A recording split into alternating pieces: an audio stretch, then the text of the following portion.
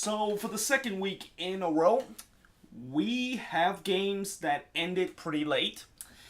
And unfortunately, when I checked the schedule just a couple of minutes ago, next week, the last game of the MLS Matchweek number 26, also known as Heineken Rivalry Week, ends at 8:30. The last game kicks off at 6:30, which is the Cascadia Derby, which means that I have to do my review late. And it sucks, the fact that I have to do these late, because I'm pretty sure a lot of you that watch these videos on the East Coast, you guys won't probably get a chance to watch it because now it's like midnight in the East Coast, and and people watching it even in the West Coast might not have a chance to watch it because it's still late in the evening too by the time I get this done. And since tomorrow is Monday, people had to go to work. But either way, I'm going to try to make this quick so I can upload this onto YouTube. And of course, I will be doing the power rankings tomorrow.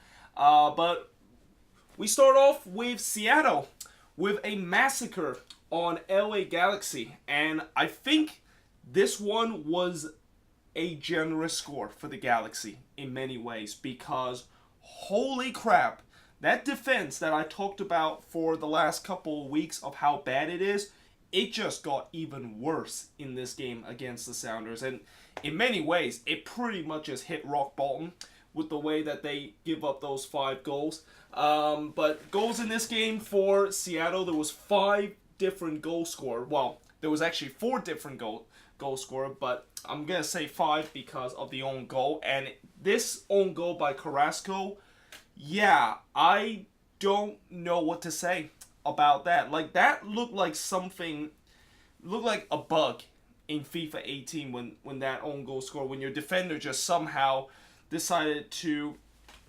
pass it into the net and it goes by the goalkeeper. I mean, that was quite hilarious in some way, but in many ways, Chad Marshall got the party started. And then Harry Shipp scored the goal in the 18th minute. Christian Rodon scored in the 59th minute. And Raul Ruidíaz scored in the 67th minute. And I'm surprised Ruidíaz only scored 1 goal in this game, because he could have easily had a hat-trick. He had an open sitter that he missed in the second half. And then right near the end of the first half, he hits the post. But if you look at all 5 of those goals that the Galaxy concede, I mean, if there is a defense in MLS that is at least kind of decent, those 5 goals should have never happened. But because it's the Galaxy, and because the Galaxy shares the title alongside with the Quakes and Orlando City as the worst defense in the league, and maybe I should even add New England onto the list too, that is exactly why those 5 goals happened. I mean, those 5 goals was absolutely a gift. And in many ways, like I said earlier about this game, Seattle could have had more in this game. And, Ruidíaz, like I said, should have had a hat trick in this game. This game could have been easily 8-0 or even 8-1, because the Galaxy did have an opportunity right around the 70th minute. And, for the Galaxy, I don't know what to say about this team other than the fact that I'm kind of laughing at them because, as a Quakes fan, it's always good to see your rival do very badly, and it's especially very comforting to see Bingham give up 5 goals, and especially the own goal that he conceded. But yeah, in all serious note and in an unbiased note, for the Galaxy, if you're a Galaxy fan, I'm pretty sure that you really want Ziggy Schmidt out. I mean, it is clear that Ziggy Schmidt, alongside with Dominic Kintner, they are just the MLS 1.0 kind of manager. And we are way past that point. And the fact that if this Galaxy defense does not fix itself, then there is a possibility that they could potentially miss the playoffs. Because remember, they're not that far from dropping below the red line. I think they're like 1 or 3 points above the red line, so they're literally right on the edge. And with the way that this defense is giving up goals, and with the way that this team keep giving up points away late in the game, yeah, it is maybe time to hit the panic button if you're a Galaxy fan, and it's no wonder why Zlatan said that this team does not deserve in the playoffs, because they don't. The way that this defense play, the only reason why the Galaxy are even right at this spot where they are kind of in the playoff hunt and then are looking to potentially drop out of it is because the attack is still very decent, and it's one of the best in MLS, and this is exactly what happened when the attack does not show up. But as for Seattle, well, this is now 6 wins in a row, or I think 7 wins in a row, but either way, it is a franchise record for them, and they're doing it again. The Sounders are doing their usual second half resurgence, and I think of all the 3 resurgence that the Sounders had to do in the second half of the season in the last 3 years, I think this is probably the most impressive and probably the most unprecedented, because I thought for sure this team was dead and buried in July. I even said that they need to rebuild because the squad is just aging very badly, but they're starting to finally find ways to score goals, and that defense is certainly considered the best defense in the league. This Sounders team, not only they're going to make the playoffs, but are we going to see the same thing happen in the last 2 years where once they get to the playoffs, they can go all the way into the MLS Cup final? But moving on into the next game, Philly, massive win against NYCFC. Corey Burke and Esenio with the goal, and by the way, Esenio goal, that certainly would be nominated as one of the goal of the week. The way that he just took on like 3 or 4 NYCFC defender and make them look like fools is just incredible. And, for the Union, this is a massive win for them, considering the fact that they are playing against an NYCFC team that, they're definitely a very good team, and a team that certainly want to be hunting for that Supporters Shield race, and the fact that they were able to get a win and put more pressure on the other team around them that is fighting for playoff position, and now separating themselves on some of the team that is fighting for playoff position, then that is just very impressive. But unfortunately for NYCFC, this definitely hurts, and this will really hurt in terms of their Supporters Shield race. And now in that New York Derby on Wednesday, that is a must-win for NYCFC, because if they do not win that game, they are going to be around maybe 6 points, or actually they're right now currently 4 points behind Atlanta. So if they don't win that game against the Red Bulls, they could potentially find themselves falling down to 7 points behind the Supporters Shield race. And at that point, 7 points, I know in MLS 7 points is not as a big deal as it is in the rest of the league, but you look at how Atlanta is and you look at how the Red Bulls been performing this year, 7 points is a really, really big gap, and I just don't see how they're going to make up for it. But also, Montreal got a red card in this game right at the end of the game. I actually didn't watch this game, and I only watched partially the highlights of that, so I don't know what happened in this. Must be frustration at the end of this game, so he won't be available for the New York Derby in the next game. But speaking of New York, the other New York team drew 2-2 against the Whitecaps, and all I have to say about this game is that they could have got a worse result than this. I mean, it's not a good result for the Red Bulls, but they did able to rescue themselves a point. And unlike NYCFC that got a red card in that game and got a player that will not be eligible to play the New York Derby, Michael Morello will join that list. And I think if you look at these 2 players that is not going to be in this game, I think Morello not going to be in that New York Derby is going to be a bigger miss than what Martirita does for NYCFC, because Morello has been a very decent player for this Red Bull team, and now that he is suspended for this upcoming game, they're gonna definitely miss that presence in that midfield for the Red Bulls. But Danny Royer, of course, rescued themselves with a brace. Kendall Watson with a unlikely brace for Vancouver. And for the Whitecaps, this is definitely disappointing because they had a chance to get all 3 points and get even closer to that 6th spot, but they dropped points. And I know they dropped points against the Red Bulls, who was a very good team, but you were leading in this one and you gave up a late goal, and you were also a man up for the last 5 minutes. A team with a man up in the last 5 minutes shouldn't be able to give up a lead like that.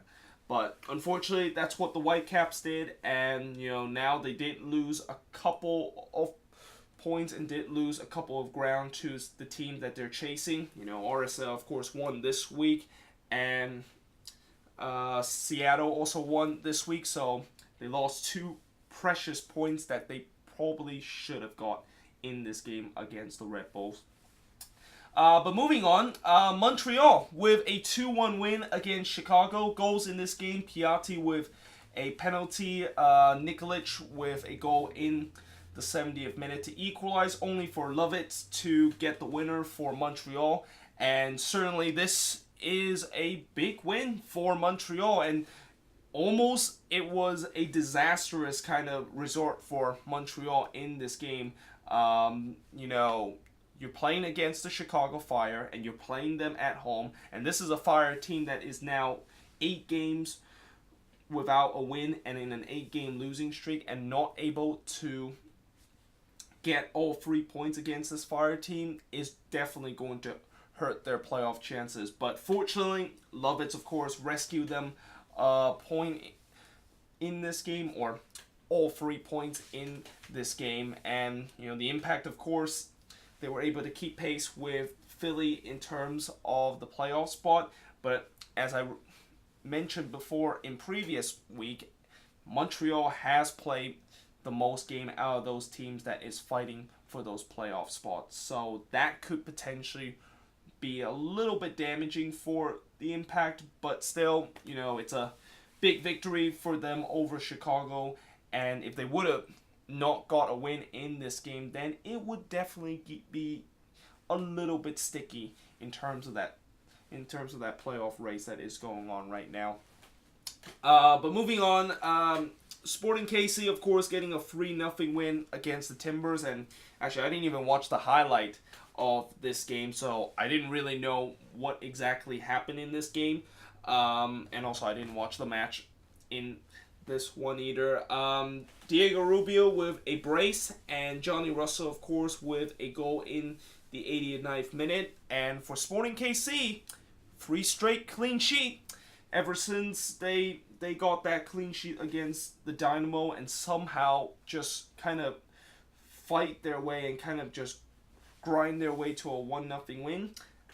Sporting KC has definitely looked much more impressive and have definitely looked like a team that looked like they were playing as exactly the way that they were in the first couple of months of this season. And that's certainly good news for Sporting KC, and I'm pretty sure a lot of Sporting KC fans are happy that they're winning again. Remember when they started on this really bad stretch and how they were in a long winless run, I was already kind of reminding them about the FC Dallas collapse, and I thought we were probably going to see another FC Dallas collapse, and this time it's Sporting KC, the one that just go into this death spiral. But now they are getting back on track, and I think they're now up to 2nd in the Western Conference. And as for Portland, that's 3 straight loss ever since that 15-game unbeaten streak. And Portland, when they were at that 15-game unbeaten streak, they were in the top of the Western Conference. Now, they are in 6th place. That just shows you how the Western Conference, in terms of those playoff plays, are just so tight. I mean, it is just so wide open, not only in the playoff hunt, that is the Western Conference, but even in the playoff spot. Like, you could be a team that is in that playoff position right now. You could be like in first place right now, and then you go on a 4-game losing streak, and you can easily find yourself below the red line. That is how tight it is. And I think when you look at both conferences right now, it looked like the Eastern Conference, we already know who the top 3 is going to be. Most likely it's going to be NYCFC, the Red Bulls, and also Atlanta United. And most likely 4th place belong to the Columbus Crew. And that 5th and 6th place has just been a battle between like four teams there in the Eastern Conference. And yeah, that is pretty much how the Eastern Conference is. Whereas in the Western Conference, it is pretty much wide open from 1st to 9th place. Except for the bottom 3 spot, which of course includes the Quakes, Houston, and also Colorado. All those spots are wide open right now, and you know, it's definitely going to be very interesting for these next couple of weeks of all these Western Conference teams, and how each of those games are definitely going to be very important to them, because if they do go on a good run, then they definitely will rise to the table. But if they do go on a bad run, then they're going to drop in the table. And right now, that's what the Timbers are. They are dropping down the table. And I wouldn't say that, you know, if you're a Portland Timber fan that is concerned of the way that you guys lost 3 in a row, I shouldn't be that concerned, considering the fact that, you know, this was the 3rd game in 7 days for Portland. And yeah, they did get a pretty bad result against DC United. You know, they did have to travel all the way across the other side of the country, and now they have to travel back to Sporting KC. So this has been a very kind of brutal stretch that Portland is in, and I'm pretty sure that if they can snap out of this funk, then they should be pretty much fine. I think. I hope so. But either way, moving on into the next match, and yeah, unbelievable. Unbelievable. I cannot believe that this is happening again. I mean, Houston, I said it every single week, and I unfortunately have to say it again. You blew another lead. You blew another game that you could have got all 3 points. And I think this time it's probably even worse than the previous time that they have blown lead. I mean, if you look at all those time of Houston blowing leads and blowing a chance to get a point on the road or getting a point at home, this is probably the worst one, because they were leading 1-0 with just 3 minutes to go in this game. We were heading into the 93rd minute of this game, and they conceded a goal to Albert Rusnak, which, you know, if you're a Dino fan, you're probably saying, oh, here we go again. We're going to drop points, and we're going to concede goals late once again. But nobody expected what happened next, which was the PK by Rusnak, and I forgot to put PK here, but yeah, they concede a 100-minute PK, and you know, I know there are a couple of Dynamo fans that are not happy with that call, and you know, the Dynamo for the last couple of weeks has been pretty screwed up by the ref, and some of the worst call so far by the ref has always seems to come from the Dynamos. And you know, in this one, I only looked at this twice, and I still think it looked like kind of a penalty. I mean, I know some people say that Saucedo basically kind of bumped right into DeMarcus Beasley, and that of course shouldn't be a penalty whatsoever, because he kind of did that. But in some way, I think that's also kind of a smart play by Saucedo by drawing that foul. And you know, I just still think, when I look back at it, I still think that's a penalty. And I don't know, like, I mean, I know there's going to be people that disagree with me on that, but it looked like Saucedo were being very smart at that moment and decided to draw a penalty on that. And it just does not look like it was kind of a kind of vicious kind of dive that Saucedo did, where he just kind of like bumped right into Beasley and then just draw a penalty. I just didn't see it that way. But either way, they can see that penalty. Rusnap basically puts it in and makes it 2-1 for RSL. And for Houston, I really think they are this close from being finished in terms of their season, and that they are this close from not going to be making the playoffs for sure. And I think in that Texas Derby next week, and I kind of said it in the match preview earlier, if they do not win that game, then they're done. They're officially done. There is no way Houston is going to make the playoff. They're just so far behind in terms of getting above the red line.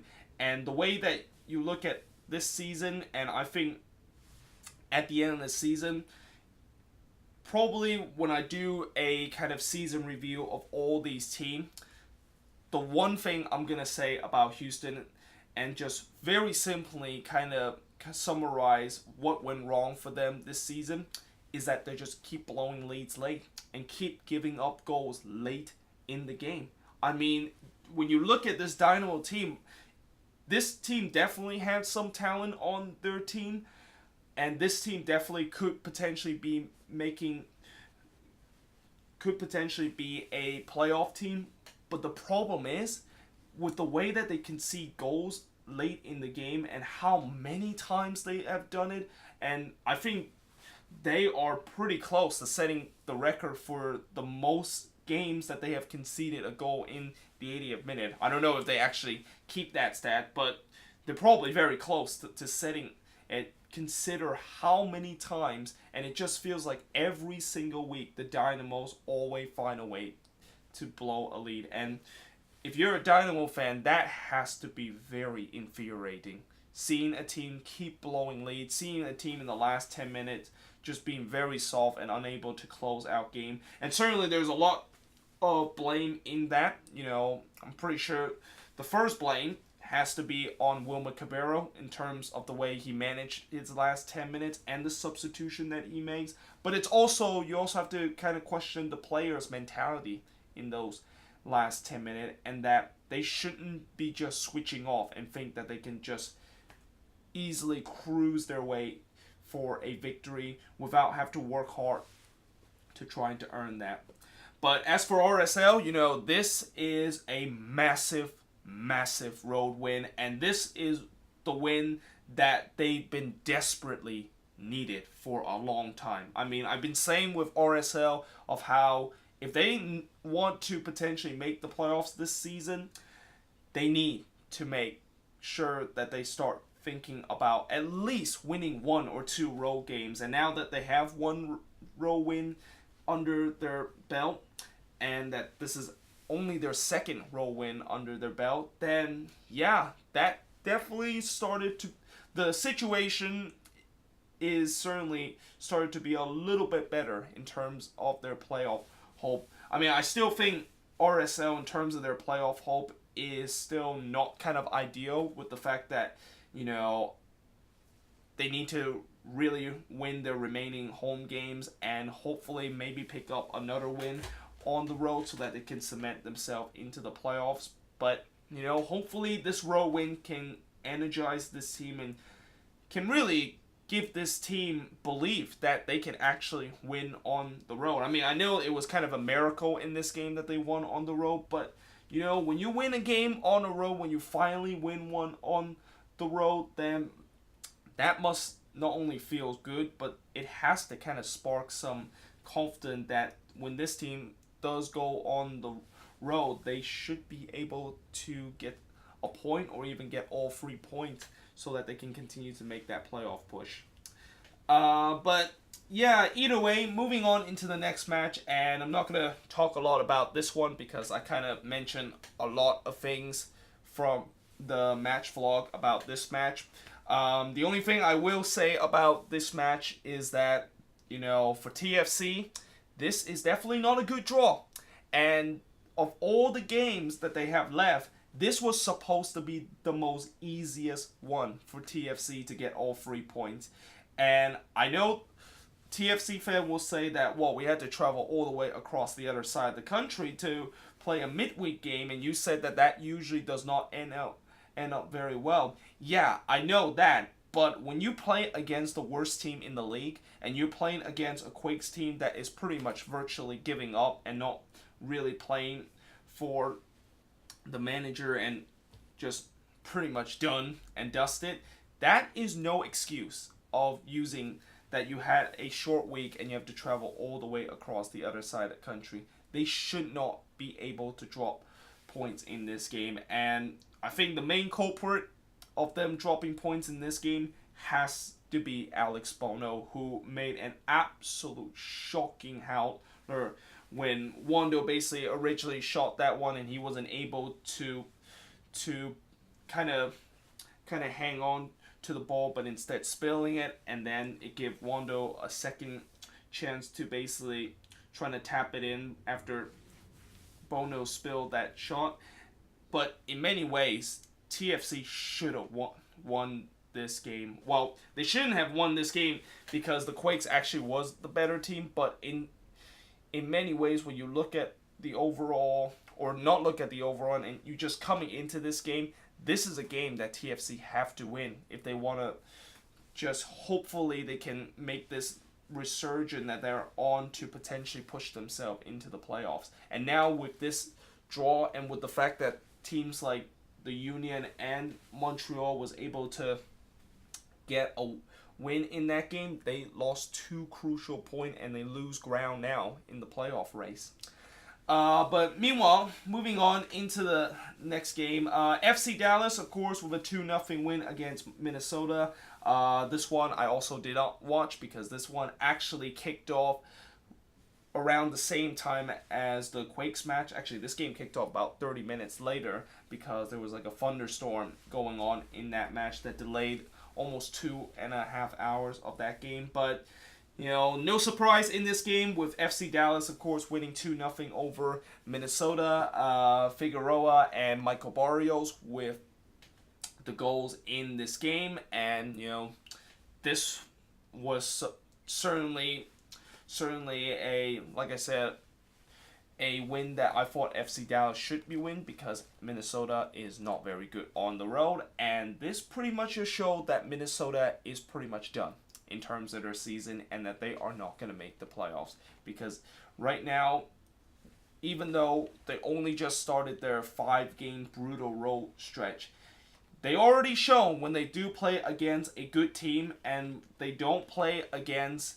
a team that has bad defending, that it's already shown that they just cannot cope with that. And, for Minnesota, it's kind of disappointed to see them missing the playoffs because I really think that they actually done much better this year than they did in their inaugural season. But really, I think for the Loons, for next season, most likely they got to think about getting a new midfield and also in the defensive end because right now, this Minnesota defense and midfield is just so bad right now and is the only reason why this team is not going to make the playoffs. And unfortunately, Minnesota, in terms of their front office, they tend to have a very kind of strict kind of way of managing the team, and that their GM does not want to really go big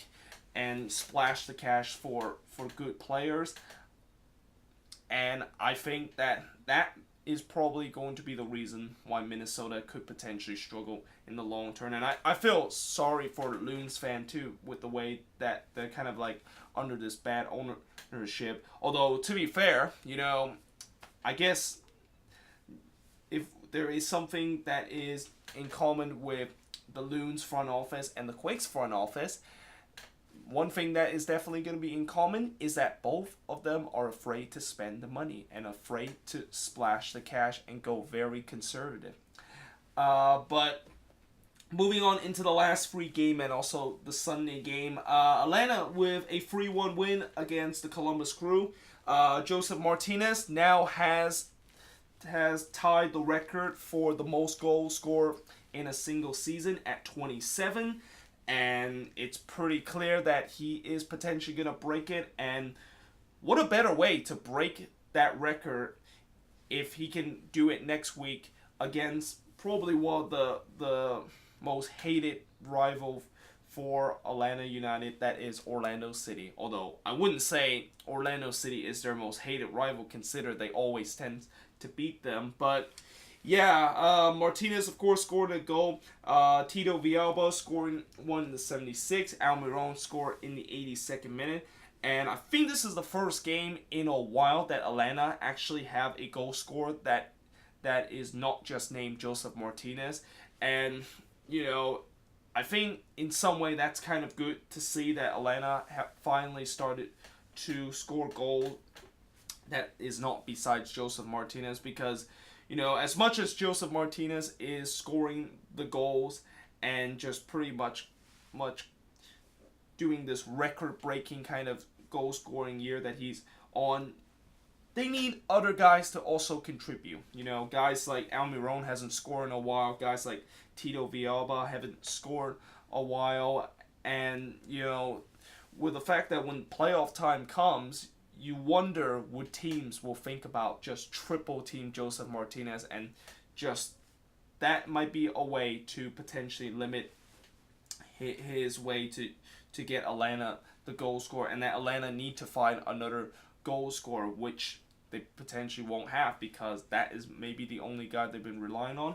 But it just seemed like in this game they show us why that they are not just all about Joseph Martinez, and that other guys in this team, and pretty much they remind us that other guys like Villalba and Almiron can also do the damage. And by the way, the only goal for Columbus was Jerzy Zardes, and I thought Zardes could have easily had 2 goals or even 3 in this game. But, you know, this season, Jerzy Zardes, despite the fact that he's having a pretty good season for Columbus, and certainly putting numbers very similar to what he did with the Galaxy a couple of years ago, he still have a problem in terms of just taking those chances first time. He always tends to have to wait 3 or 4 times before he can finally put the ball into the back of the net. And I think that is something that Zardes need to work on, and that is pretty much the reason why Zardes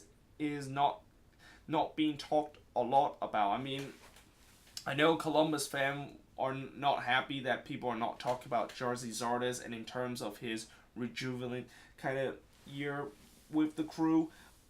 But still, when you look at Zardes and the way that he's been playing throughout the season, his clinical finishing is still a big problem for him. And if he would have played on any other team where he's not going to get as much chance as he would be at Columbus, then I really think that he wouldn't even get like that many of goals, and maybe even get like 6 or 7 goals for that team. But, you know, when you look at this game, I think for Columbus, I don't think this game really hurts them, because, like I said, they are pretty much cement themselves in that 4th place. They just are not good enough to make the top 3, but I don't think they're going to fall below 5th or 6th place unless they have a massive collapse. But finally, heading into the last 2 game of this match week, DC United with a massive 6-pointer win against New England, 2-0. Lucho Acosta just cannot stop scoring right now. His 4th goals in 2 games. Zoltan Stilberg seals the win for DC United in the 89th minute. Scott Carville also got a red card in this game, and yeah, this is a very, very big victory for DC United. And, you know, when you look at this DC United team, maybe this team can potentially get to that position where they can maybe make it to the playoffs. And with the way that, when you look at these last 3 games and how they were able to get 9 points in these last 7 days, it really kind of now started to give hopes that maybe DC United are not done in terms of them potentially getting into the playoff. I mean, I think when I said that last week, when I said about DC United and how I just don't think they will potentially make the playoffs, the reason why I said that is because I didn't think they were going to win every single game in in their 3 games in 7 day kind of stretch. I mean, I thought they were potentially gonna lose that Portland game and probably drop points against New England or Orlando, but they didn't. They won all 3 games, and all 3 of them looked very kind of comfortable win. Well, I wouldn't say the Orlando City one was kind of comfortable. It was kind of a little bit of a miracle, but for this DC United team, I still think that they're still a very tall mountain that they have to climb. They need to really win pretty much most of their home games, and I think the rest of their home games that they want to potentially get into the playoffs. But with the way that how DC United is, ever since they opened up Audi Field and ever since they got Wayne Rooney, this has been a DC United team that is just completely different than the one we see in the beginning of the season. And you can see that this DC United team is on a mission, and they are on a mission to try to get to the playoffs. And if they do make the playoffs, then I got a hats off for them on that. And as much as there's been a lot of people questioning Greg Olsen in terms of his managing stuff, you also got to be hats off to him and how he is just not only finally getting this team to believe that they can do good thing, but certainly getting this team on this kind of comeback in the second half to potentially make the playoffs. And as for New England, well, this team is potentially not going to make the playoffs. I mean, New England right now is just pretty much experiencing the same situation as Chicago is right now, which they are in a death spiral down. And as much as the Revs are the closest in terms of the other teams that is fighting for those playoff spots, they are also the team that probably have the poorest form out of all those other teams, like Orlando City, TFC, and of course themselves in terms of fighting for those last 2 spots in the playoffs. I mean, I just think that for New England, when you look at what they've been doing this season, they certainly surprised us for the first couple of months with a good run, but I really think maybe this is the New England that we kind of expected, and that this is a team when guys like Diego Fagundes, Christian Pineda, and Theo Bunbury not scoring the goals, then that is going to be a big problem for this team. And since now that this New England defense kind of gone back to what I expected in the preseason, which was going to be absolutely garbage, yeah, this is what exactly is happened for New England. But moving now on to the last game of this week, LAFC, of course, winning 2-0 against the Rapids. League win with a goal in the 49th minute. Diego Rossi finished off this game for LAFC and making sure they get all 3 points against the Rapids in the 80th. And, this game was certainly much closer than what people would think about. I think the Rapids really give LAFC a very big kind of run for their monies to try to get a result in this one.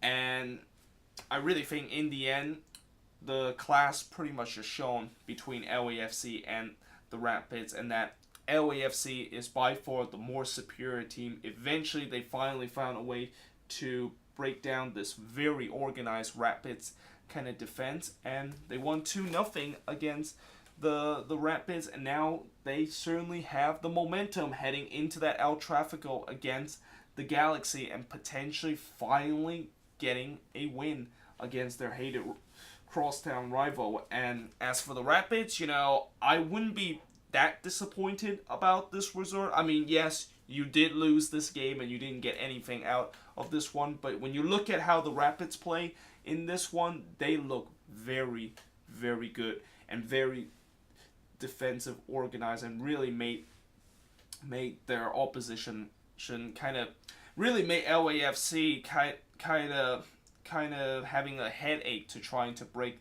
them down. But the bottom line is, I think the reason why the Rapids did not able to get a win or even get a point out of this game is that they just don't have a striker. I mean, when you put Jack McBean as your striker, that is probably not going to be a good idea. And I really think if they still had Domenico Baggi in this team, I think potentially Colorado could win this game and could potentially get something out of this, because Baggi, of course, brings that goal-scoring threat. But at the same time, if they still have Baggi in this game, then they won't have Kellen Acosta. And I really think that ever since Acosta has come to the Rapids, this Rapids team has looked much better than they have been all season long.